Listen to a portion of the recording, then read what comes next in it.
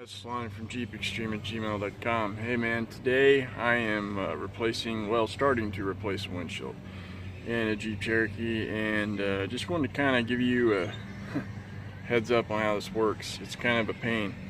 I'm going to replace my '89 Jeep Comanche windshield, and it has the trim piece on there. A lot of people get mixed up because they think this is a seal, or they think the new rubber one is a seal, and it's not really a seal. Even the rubber one on the newer models isn't a seal. This right here, there's clips right here and here, and these things break.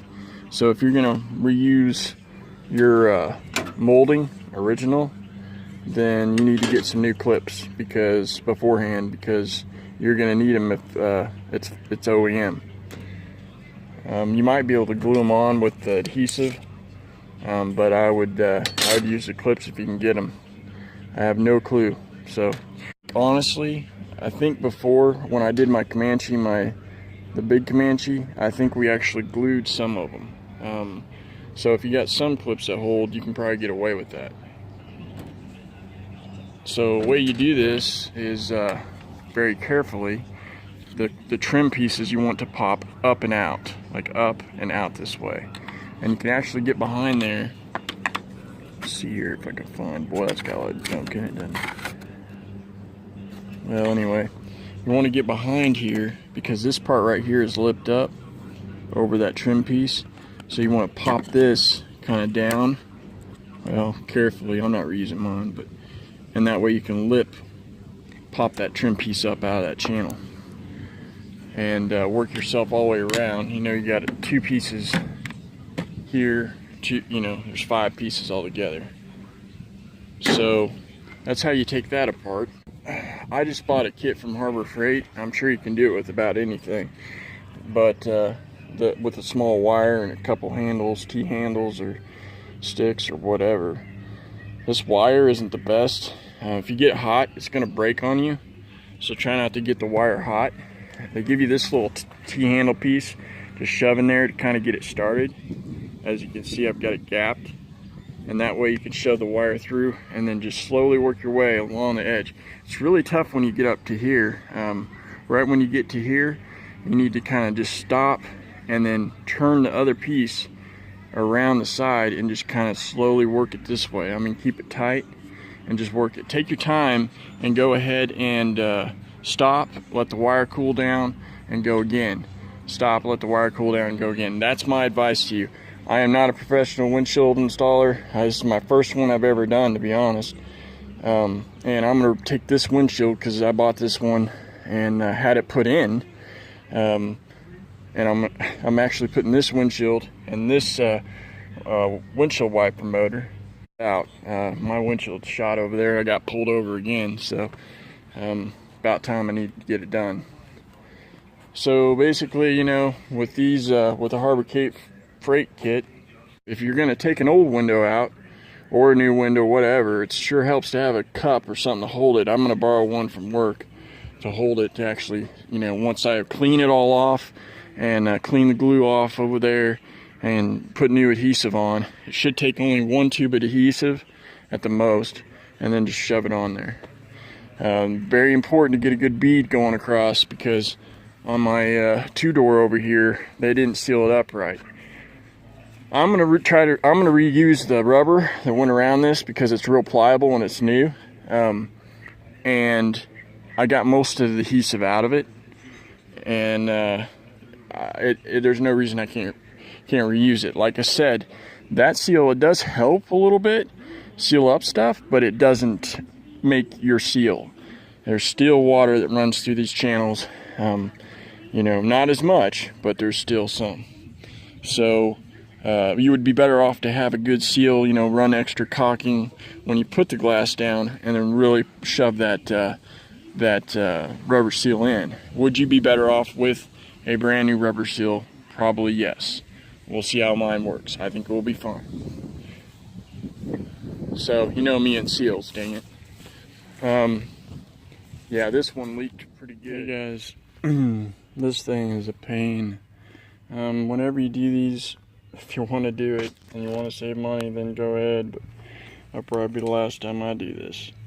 You got to feed that wire through here, you know, inside there, right in there, and then out this, and then up on the other side, and then right there. So, one thing you want to really be careful with is not to damage your liner up there on the edges. You may want to take it out. I didn't, however, want to take mine out, and for the most part I did alright. I just barely scuffed the edge of it here and there, but nothing that's bad. So FYI, watch out for those points. You can take your knife piece and stick it down in there and really try to get in there to saw it apart. Problem is it ends up cracking it too when you're trying to do that, so it's kind of a catch-22. All right guys, I got over the top, I got down the side. I'm going with the 2x4. I got a sheet in there that's crap and she's going out, so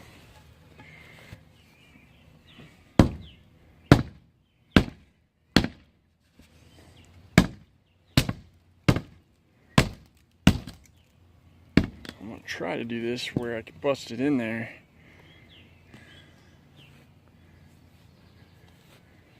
Without getting glass all over my foot. You can see I'm ripping the glass out. Took my screwdriver, went through there, made a mess, get some sheets or some disposable whatever, and tear her out. That's how I'm doing it. Oh, maybe there's something better that works, whatever, but this is what I'm doing. Hey guys, what I'm doing is I busted the window out this way, kind of in and then back out. Went ahead and cut around it. Now I'm just taking my screwdriver or a something sharp like a not very good chisel and just kind of carefully removing the rubber all the way around it. And these clips, like I told you, I'm not using, so I'm popping them off. The adhesives at O'Reilly's, it's like 27 bucks. If you know a window guy, you can probably get it for nothing. So FYI, you may want to look in advance or on eBay or something and get some decent urethane, black urethane. As you can see, I kind of boogered up a little bit of this when I was doing it. I'm not scared to admit that I make faults, so that's an easy fix. I'll just put some something there, I don't know, some kind of glue or something, because it'll be buttoned up next to the window so hard anyway. Anyhow, cleaning everything up with a shop vac, and make sure you have sheets, or you may do it in some place where you don't have traffic, so in case you do get some shards of glass on the ground, it doesn't make a mess and hurt somebody. I think I'll take a ride without the glass on. You were pretty good down here. Kind of like a You went really good. bike ride. Hey guys, it's me again. Well, I've done some research, and I took off all the urethane, which honestly needed to be done because it was old. However, I have bare metal, and they require a 3M primer for your pinch weld area, and I don't have that. So I'm gonna have to go get that because I've got a lot of bare metal showing on it. I did take off all the old adhesive. Like if you were doing this on a newer car, you wouldn't want to do that. You'd want to just take off, you know, whenever you cut it out, you'd want to just leave. You want about, they're saying a 1/16 of an inch of old urethane around the window frame. And you want to space it out, maybe get a couple little thin, you know, 1/16 inch or some spacers, so your window won't just drop in and squeeze down too far. I'm using window weld. You can use whatever the buttle type window strips. That's the old school way of doing it. I'm using window weld, which you don't have to use any primer for the window side or nothing. You just go ahead and put it on the window and stick it down. So I've got to go. I've heard people doing it as far as, you know, using a primer for their pinch weld areas. They're saying that doesn't work. You almost need to use, I've heard Pour 15 works really well. It's going to take me a couple tubes of window weld adhesive, because I've got to build up.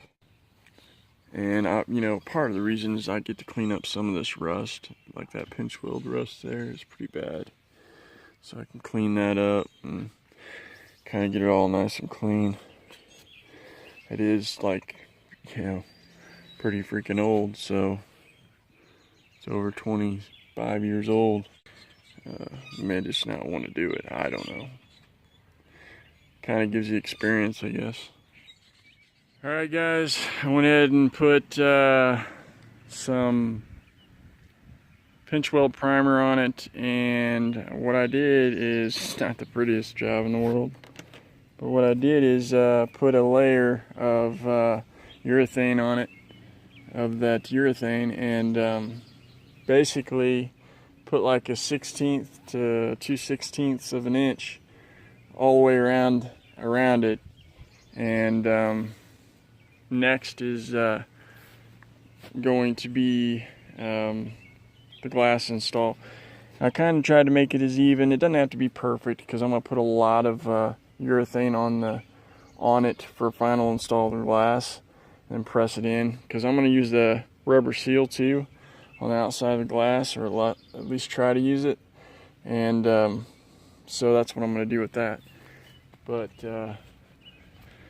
I put a 1/16 to 2/16 of an inch all the way back around it and let that dry, and then I'll go ahead and you could have laid it all at once and spaced it out with spacers. They're like a 1/16 of an inch, and then just done it that way. I didn't do it that way. I just chose to do it this way. So that's your prerogative, whatever way you want to do it. And then clean the track out of debris and everything here. And I will tell you one thing. Well, a few things. I will never do this ever again. Leave it to the professionals that know what they're freaking doing and make it look like a piece of cake. Whenever that's all you deal with, just like anything, you get better at it. But this right here is a pain, and I don't like it. So some people may not be too bad, but on this old one I had to redo all the polyurethane behind it and everything, and that stupid seal is a pain in the butt. Maybe, you know, there's an easier way to do it. I thought about putting it on beforehand and trying to make it go in there, but that I don't think that's the right way to do it. So I took a screwdriver, went along flathead, went along the edges of it, and kind of worked it in with the goop that's in there. And as you can see, I mean, I got goop on the window, I got goop on my hands, everywhere. I mean, it's pathetic. It's taped up in the corners. You know, you have to tape this stuff. I tape it if it leaves a residue. Probably pull it off in a couple days, and then hope it works. I sealed the hell out of it. I don't think my windshield will actually leak at all, because I put a bunch of crap on it, and I mean a bunch. But the seal might come out on me. But if that happens, I'll resort to probably putting the old trim pieces back on, or just putting another seal on and trying to do it a better way. But at least she's on there and it's in there, so it came out all right. I mean, it's way more time than I wanted to spend on it.